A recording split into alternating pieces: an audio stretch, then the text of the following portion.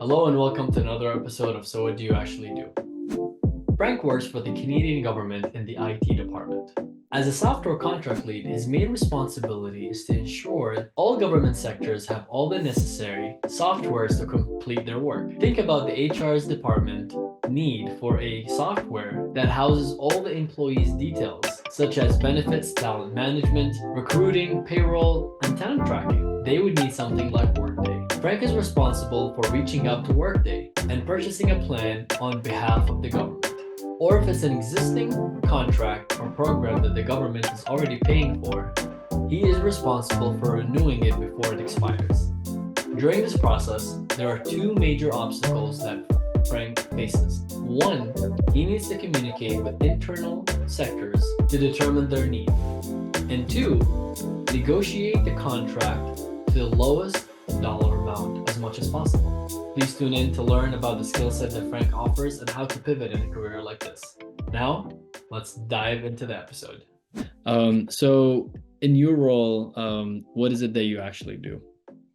This is something that I was always trying to figure out. I was like, what do I actually do? And that's why I love this channel, right? Because like, what do you do, right? And so the title of it is a senior software contract lead, and you're probably thinking like, what exactly is that? So I'd like to describe it as simply just account management in a sense, but for the federal government. So obviously focusing on the software side of the house.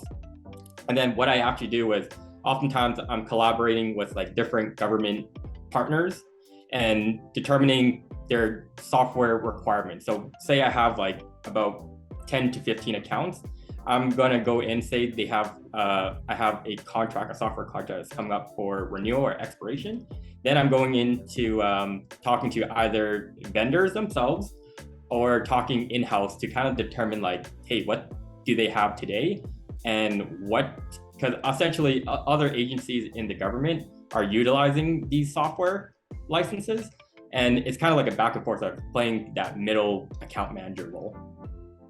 So I'm guessing in that role, you're dealing with existing contracts that are probably coming up to an expiration or coming up to an end.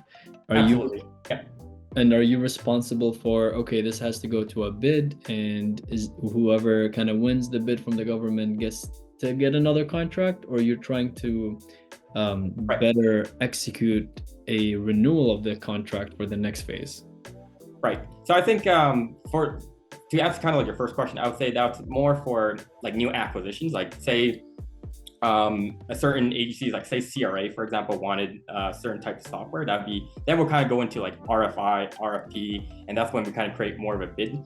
But for the most part, my accounts are existing software that agencies have. So take, for example, if Canadian Borders are currently utilizing this specific software, then it's like, hey, this is coming up for expiration. What are your new requirements? Like, do you still need like the quantity of 2,000 software licenses for this thing? And then figuring out what they need, and then jumping onto a call with the vendors themselves. And I think the main role of it is because we are the one purchasing these software licenses, the main objective would be to reduce the cost as much as possible. That makes sense.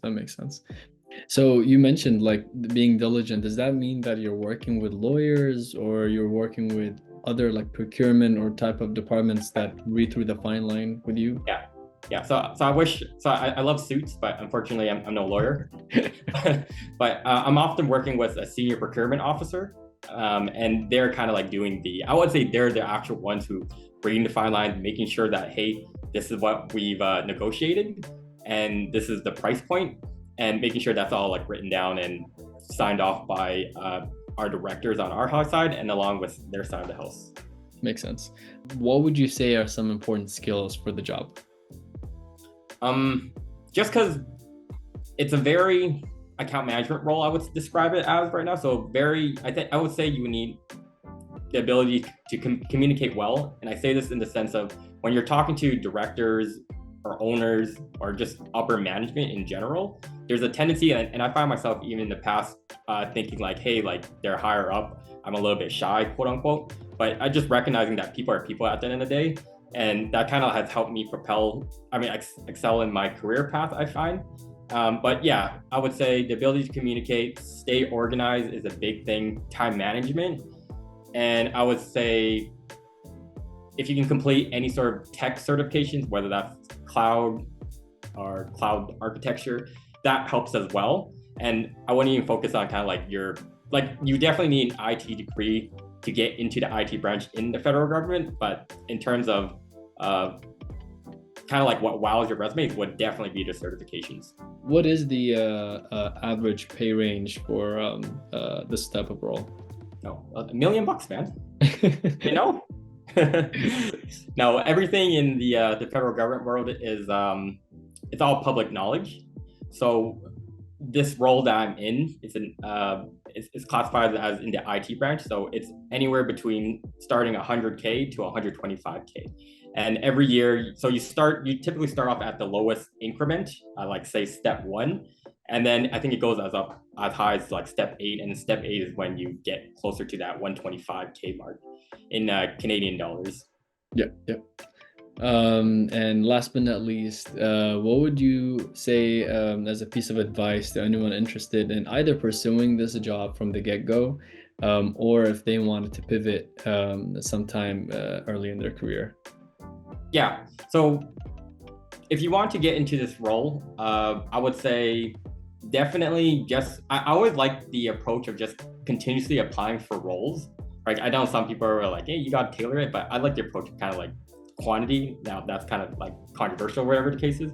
But then I would say that kind of like going back to what I said, if you're looking to pivot, again, what I said, it doesn't really matter about what degree you have.